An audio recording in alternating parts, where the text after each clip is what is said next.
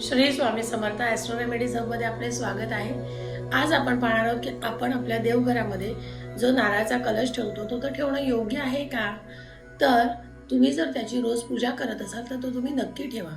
पण जर त्या नारळाची रोज पूजा होत नसेल तर त्याच्यावर वाईट शक्ती प्रवेश करू शकतात, त्यामुळे आपल्या घरातलं वातावरण बिघडू शकतं आणि आपल्याला त्रास होऊ शकतो। तर अशा वेळेस काळजी घ्या।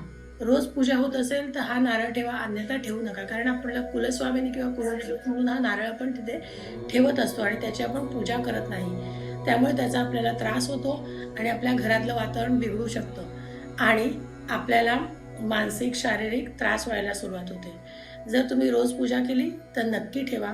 आपल्या कुलदेवताचे रोज स्मरण करा तरी सुद्धा चालेल, कुलदेवीचं स्मरण करा, त्यामुळे तुमच्या परिस्थितीत सुधारणा होण्यास मदत होईल।